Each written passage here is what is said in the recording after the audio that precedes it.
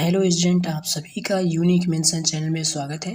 यदि आप चैनल पर नए हैं तो चैनल को सब्सक्राइब और वीडियो को हमारे लाइक कर दीजिए। इस वीडियो में हम बात करेंगे पुर्तगाली यूरोपियन कंपनी के बारे में कि भारत में वो कैसे आई, भारत पर इन्होंने क्या क्या प्रभाव डाले, पुर्तगाल के लोगों के कारण जो है भारत में क्या क्या जो नए शुरुआत हुए और इनके द्वारा जो है कुछ गवर्नर जनरल आए वो कौन थे और इनके द्वारा कुछ नीतियाँ चलाई गई थी, उन सभी को इस वीडियो में कंप्लीट हम देखेंगे। तो आप वीडियो में लास्ट तक बने रहिए। इसके पहले वाली वीडियो हमने बात किया था आधुनिक इतिहास में यूरोपियों का आगमन। तो यदि आपने वो वीडियो नहीं देखा है तो जाकर उस वीडियो को देख सकते हैं। चलिए वीडियो को स्टार्ट करते हैं। देख सकते हैं हमारा यहाँ पर ये नक्शा है, ये यूरोप का नक्शा है और ये इंडिया है। जब सबसे पहली बार वास्को डी गामा लिस्बन, जो कि यूरोप में पुर्तगाल की राजधानी थी लिस्बन, यहाँ से वास्को डी गामा 1498 ईस्वी में निकलता है भारत की खोज के लिए और इस प्रकार इस रास्ते से होते हुए ये गुड होप पहुँचता है, केप ऑफ गुड होप पहुँचता है, जहाँ से उसके गुजराती यात्री जो कि अहमद मजीदी ने उसकी सहायता किया, जिसकी सहायता से वो वास्को डी गामा इस रास्ते से होते हुए किनारे से कालीकट तक पहुंचा है। भारत की केरल राज्य में स्थित कालीकट नामक स्थान है, वहां पर पहुंचता है और कालीकट का शासक जो होता है वो जमोरिन होता है और जमोरिन कालीकट का जो शासक होता है उसके द्वारा वास्को डी गामा का स्वागत किया जाता है और इसकी सहायता गुजराती यात्री अहमद मजीदी ने किया और स्वागत उसका जमोरिन ने किया, जो कि जमोरिन का शासक था। और उसके पहले जो यहाँ पर केरल राज्य हमारा है, यहाँ पर अरब ट्रेडर्स रहते थे, यानी कि यहाँ से अरबों के बीच ट्रेडर्स होता था, अरबियों के बीच, वो सभी यहाँ से व्यापार करते थे। तो वो लोग जो है वास्को डी गामा को देखकर उनको थोड़ा सा जलन फील हुआ, क्योंकि लोग जो ये अरब लोग थे, अरबी लोग थे, ये लोग भारत से सामान को ले जाकर यहाँ पर इराक ईरान तक ले जाते थे व्यापार करके और उसके बाद यहाँ से जो है वो लोग यूरोपीय कंट्री में अपने जो यहाँ से सामान को ले जाते थे उसे यूरोपीय कंट्री में पहुँचाते थे, जिससे उनको काफ़ी फ़ायदा होता था। लेकिन वास्को डी गामा के आ जाने से क्योंकि भारत और यूरोप के बीच वास्को डी गामा ने सीधे रास्ते का खोज कर लिया था व्यापार करने के लिए, इस कारण जो है अरबों को दिक्कत होने लगा वास्को डी गामा से और इनके बीच जो है विवाद हो गया था और इसमें जो है काफ़ी युद्ध हुआ था इनके बीच। और इसी बीच जो है पुर्तगाल के कई जो गवर्नर भी यहाँ पर भारत में आते हैं। चलिए हम देखते हैं आगे। तो पुर्तगाली कंपनी जो हमारी है भारत में सबसे पहले आती है और सबसे लास्ट में आती है 1498 ईस्वी में और जाती है 1961 ईस्वी में, यानी कि सबसे पहले भारत आई और सबसे अंत में भारत से गई ये पुर्तगाली कंपनी। जो पुर्तगाल में जो है वास्को डी गामा के आने से पहले काफ़ी वहाँ पर पुनर्जागरण हुआ था। पुनर्जागरण का मतलब होता है नए नए खोज चल रहे थे, नए नए नौकाओं का जो निर्माण हो रहा था, नई जहाज़ों का निर्माण हो रहा था, नई तकनीकी का निर्माण हो रहा था। उसी समय जो है वहाँ का राजकुमार जो है हेनरी द नेविगेटर था, पुर्तगाल का राजकुमार हेनरी द नेविगेटर था। ये जो है साइंटिफिक टाइप का बंदा था, जो कि खोज कराने के लिए ये आर्थिक मदद करता था सभी लोगों को और उसे जो है यह कार्य करने में काफ़ी अच्छा लगता था। तो इसने जो है सबसे पहले 1487 ईस्वी में बार्थोलोमेओ डियाज को भेजा भारत की खोज के लिए कि जाओ तुम भारत से जो मसाले का व्यापार होता है उसके बीच रास्ते का खोज करके आओ, जो कुछ यूरोप से सीधा भारत के बीच का रास्ता खोज कर आओ। तो बार्थोलोमेओ डियाज जो है केप ऑफ गुड होप तक आता है, जो कि हमने आपको बताया। केप ऑफ गुड होप जो है अफ्रीका का दक्षिणतम बिंदु है, वहाँ से वो वापस चल जाता है। देख सकते हैं दक्षिण अफ्रीका का दक्षिणतम बिंदु कहाँ तक वो है, बार्थोलोमेओ डियाज आया था। तो देख सकते हैं यहाँ से लिस्बन से चला था, उसके बाद जो है यहाँ पर केप ऑफ गुड होप यहाँ तक वो जो है आता है बार्थोलोमेओ डियाज। उसके बाद जो है यहाँ से वो वापस चला जाता है। फिर आगे हेनरी द नेविगेटर हार नहीं मानता है, वो दूसरी बार जो है 1498 ईस्वी में वास्को डी गामा नामक एक नाविक को भेजता है। वास्को डी गामा एक नाविक होता है, उसे भेजता है कि जाओ तुम भारत के रास्ते का जो है पता लगा कर आओ। तो वो जो है आता है उसी रास्ते से, गुड होप रास्ते से, केप ऑफ गुड होप रास्ते से आता है, जहाँ पर उसे गुजराती यात्री अहमद मजीदी मिलता है, जिसकी सहायता से वह भारत के कालीकट बंदरगाह पर पहुँचता है, जो कि केरल राज्य में स्थित है। और कालीकट में उसका जमूरी नामक शासक के द्वारा उसका स्वागत किया जाता है, वास्को डी गामा का। तो यहाँ से हमारा जो है काफ़ी महत्वपूर्ण प्रश्न बनते हैं। कौन कौन से बनते हैं? तो हमारा पहला प्रश्न बनता है कि जब पुर्तगाली यात्री वास्को डी गामा भारत आया तो उस समय पुर्तगाल के राजकुमार कौन थे? तो आपको पता होगा कि वो वहाँ के जो वो उस समय के राजकुमार थे, तो हेनरी द नेविगेटर वहाँ के राजकुमार थे। और अगला हमारा प्रश्न बनेगा, वास्को डी गामा किस रास्ते से होकर भारत आया था? तो वास्को डी गामा जो है केप ऑफ गुड होप रास्ते से होकर भारत आया था। और हमारा तीसरा प्रश्न बनता है, वास्को डी गामा की भारत आने में सहायता किसने किया था? तो वास्को डी गामा का जो भारत आने में यात्री अहमद जो है मजीदी ने उसकी सहायता किया था। और हमारा चौथा प्रश्न बनता है, वास्को डी गामा भारत के किस बंदरगाह पर पहुंचा था? तो वास्को डी गामा जो है जो कि केरल राज्य के कालीकट बंदरगाह पर वास्को डी गामा पहुंचा था, जहां पर जमूरी के द्वारा उसका स्वागत किया जाता है। अब हम देखेंगे पुर्तगाली शासन का भारत में विस्तार को। पुर्तगाली शासन का भारत में विस्तार, कंपनी का नाम जो होता है, उनकी पुर्तगाली कंपनी का नाम होता है एस्तादो द इंडिया, उनकी कंपनी का नाम होता है, जो कि 1498 ईस्वी में इस्टेब्लिश होती है और 1961 तक भारत में रहती है। इन्होंने जो है अपना प्रथम केंद्र कोचीन, जो कि केरल राज्य में स्थित है, 1503 ईस्वी में इन लोगों ने स्थापित किया।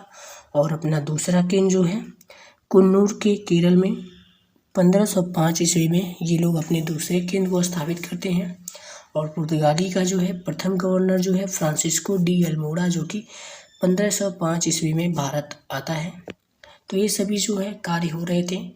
तो इन सभी कार्यों के बीच जो है पुर्तगाल का शासक कौन था और हमारा भारत का शासक कौन था, इन सभी के बारे में जो है हम जानेंगे। ये सभी हमारा प्रश्न पूछता है कि उस समय जो है जब वास्को डी गामा भारत आया था तो वहाँ का शासक कौन था और भारत का उस समय शासन या कौन सा वंश चल रहा था। तो देखते हैं, पुर्तगाल का जो शासक था उस टाइम मैनुअल प्रथम था। वहाँ का राजा, पुर्तगाल का राजा मैनुअल प्रथम था। और वहाँ का राजकुमार जो है डॉन हेनरिक, यानी कि हेनरी द नेविगेटर पुर्तगाल का राजकुमार था। राजकुमार का नाम जो है डॉन हेनरिक था। द नेविगेटर जो है उसे उपाधि दिया गया था, द नेविगेटर की उपाधि दिया गया था, उसका नाम हेनरी था, जो कि पुर्तगाल का राजकुमार था। अब हम देखेंगे भारत का जो है उस समय कौन सा वंश चल रहा था और कौन सा राज था, शासक कौन था, इसे हम देखेंगे। तो उत्तर भारत में जो है हमारा शासक सिकंदर लोदी था, जो कि लोदी वंश से रिलेट करता था। और उस टाइम में जो है दिल्ली सल्तनत चल रहा था, जिसमें सिकंदर लोदी शासक था लोदी वंश का। और दक्षिण भारत में शासक की बात करें तो दक्षिण भारत में नरसिम्हा राव जो है शासक थे। और विजयनगर साम्राज्य का जो वहाँ पर शासन चल रहा था, जिसमें नरसिम्हा राव द्वितीय जो है दक्षिण भारत के शासन कर रहे थे। तो हमारा ये जो है वेरी इंपॉर्टेंट है, यहाँ से हमारा ज़रूर प्रश्न पूछता है कि वास्को डी गामा जब भारत आया था तो उस टाइम पे भारत का शासक, उत्तर भारत का शासक कौन था या फिर कौन सा वंश चल रहा था? तो लोदी वंश चल रहा था, सिकंदर लोदी शासक था। अब हम देखेंगे वास्को डी गामा के बारे में कुछ पॉइंट को देखेंगे, महत्वपूर्ण पॉइंट जितने हैं। तो वास्को डी गामा जो है 20 मई 1498 ईस्वी को भारत आता है। साओ गैब्रियल नामक जहाज से वो भारत आता है 20 मई 1498 को। और केप ऑफ गुड होप होते हुए, इस रास्ते से होते हुए जो है वास्को डी गामा भारत पहुंचता है, जहां पर जो है गुजराती व्यापारी जो होता है अहमद मजीदी ने उसकी सहायता करता है, जिसकी सहायता से वो कालीकट नामक स्थान पे पहुंचता है। और कालीकट का शासक जो है जमूरीन होता है, जिसके द्वारा उसकी स्वागत किया जाता है। और जब वो जो है केरल राज्य में आता है तो वहाँ पर जो है अरब व्यापारियों से उसका विरोध होता है। ये तो हमने आपको पहले बता दिया था। और काली मिर्च के व्यापार से जो है उसे 60 गुना मुनाफा कमाया था। तो जो वास्को डी गामा है, भारत से जो काली मिर्च का व्यापार करके गया था, उसे जो है यहाँ से जो व्यापार करके ले गया था, उसे वहाँ पर उसका 60 गुना फ़ायदा हुआ। यानी यहाँ पर वह 1 रुपये का ख़रीदा था, तो उसे वो सामान वहाँ पर 60 रुपये में बिका। यानी कि 60 रुपये जो है 60 गुना उसे फ़ायदा हुआ था, जिसके कारण ही वहाँ से यूरोपियन कंपनी जो है भारत आती गई। और दूसरी बार बात करें तो दूसरी बार जो है वास्को डी गामा 1502 ईस्वी में भारत आता है, और तीसरी बार 1524 ईस्वी में भारत आता है वास्को डी गामा। और वास्को डी गामा का 1524 ईस्वी में ही कोचीन में इसकी मृत्यु हो जाती है। तो हमारा यहाँ से प्रश्न बनता है कि वह कौन सा यूरोपियन या पुर्तगाली व्यक्ति था, यात्री था, जिसका भारत में मृत्यु हो गया था। पहला यूरोपियन कौन था? तो इस प्रश्न का सही उत्तर हमारा वास्को डी गामा हो जाएगा। वास्को डी गामा जो है सबसे पहला यूरोपियन था जिसका जो है भारत में मृत्यु हुआ था। और ये कोचीन जो है केरल में स्थित है। अब हम देखेंगे पुर्तगाल का जो है प्रमुख गवर्नर के बारे में देखेंगे। प्रमुख पुर्तगाली गवर्नर तो फ्रांसिस्को डी जो है अल्मोड़ा, ये सबसे पहला पुर्तगाली गवर्नर था जो कि 1505 ईस्वी में भारत आया था। ये पहला गवर्नर था। इसने जो है नीले जल या शांत जल की नीति को भारत में शुरू किया। नीले जल या शांत जल की नीति क्या है? तो भारत में जितने भी समुद्री मार्ग से व्यापार होता था, देख सकते हैं ये हमारा भारत का नक्शा है। तो यहाँ पर जो है ये जो समुद्री मार्ग के जितने भी व्यापार हो रहा था, इन पर एकाधिकार जमाने के लिए फ्रांसिस्को डी अल्मोड़ा ने नीले या शांत जल की नीति को शुरू किया था। इन सभी पर एकाधिकार प्राप्त करने के लिए इस नीति को शुरू किया था भारत में। तो हमारा प्रश्न यहाँ से पूछता है कि नीले जल की जो नीति है वो किसने शुरू किया था? तो फ्रांसिस्को डी अल्मोड़ा ने नीले जल की नीति को अपनाया था। आगे हमारा है अल्फांसो डी अल्बुकर्क। ये जो है दूसरा गवर्नर होता है पुर्तगाली का, द्वितीय गवर्नर होता है अल्फांसो डी अल्बुकर्क। और भारत में पुर्तगाली शक्ति का वास्तविक संस्थापक इसे माना जाता है, कहा जाता है। तो प्रश्न पूछता है पुर्तगाली शक्ति का वास्तविक संस्थापक कौन है? तो अल्फांसो डी अल्बुकर्क वास्तविक संस्थापक माना जाता है। इसने जो है 1510 ईस्वी में गोवा पर कब्जा किया और इसने अपना पहला केंद्र कोचीन में खोला। लेकिन इसने जो है कब्जा गोवा पर किया, लेकिन पहला केंद्र अपना कोचीन में खोलता है।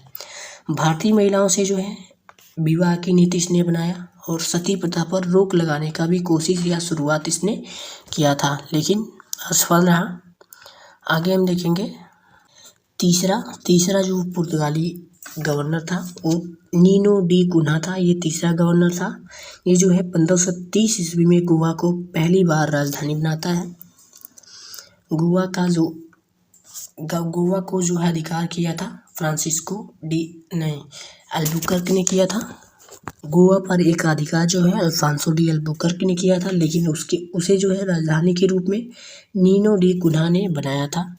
और अंतिम गवर्नर की बात करें तो अंतिम गवर्नर जो पुर्तगालियों का अंतिम गवर्नर मैनुअल एंटोनियो 1958 ईस्वी में भारत आता है, जो पुर्तगाल का अंतिम गवर्नर होता है। आगे हम देखेंगे कि इनका पुर्तगालियों का जो है भारत में योगदान क्या था। पुर्तगालियों का भारत में योगदान, तो उन्होंने जो है गोवा में 1556 ईस्वी में सबसे पहली प्रिंटिंग प्रेस की शुरुआत गोवा में 1556 ईस्वी में करते हैं। और प्रिंटिंग प्रेस का जो शुरुआत है इन्होंने लोगों ने ही जो शुरू किया था भारत में पहली बार, और इन्हीं को श्रेय जाता है प्रिंटिंग प्रेस का। इन्होंने भारत में फसल कौन कौन से शुरुआत की? तो तंबाकू, लाल मिर्च, पपीता, आलू, मक्का, टमाटर, कहवा, अमरूद, अनानास, इन सभी फसलों का जो है शुरुआत पुर्तगालियों ने किया था। और जहाज निर्माण कला की शुरुआत भी पुर्तगालियों ने किया था। ईसाई धर्म को जो प्रचार के लिए ये लोग भी आए थे, ईसाई धर्म के प्रचार के लिए। और इन्होंने प्रथम चर्च जो है 1510 ईस्वी में सेंट थॉमस चर्च को जो है बनवाया, जो कि केरल में स्थित है। 1510 ईस्वी में भारत का पहला चर्च सेंट थॉमस जो कि केरल में स्थित है, इन्होंने बनवाया था, पुर्तगालियों ने बनवाया था, जो कि गोथिक स्थापत्य कला का इसमें जो है चर्च बनाने की एक कला है, गोथिक स्थापत्य कला। इसकी शुरुआत से इन्होंने चर्च को बनाया था।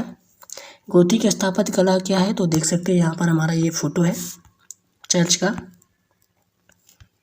थोड़ा सा जूम आउट करते हैं, जूम इन करते हैं, देख सकते हैं ये जो है शंक्वाकार जो है गेट के ऊपर जो है इस प्रकार से जो डिजाइन होती थी, इसी को जो है स्थापत्य कला कहा जाता है, गोथिक स्थापत्य कला कहा जाता है।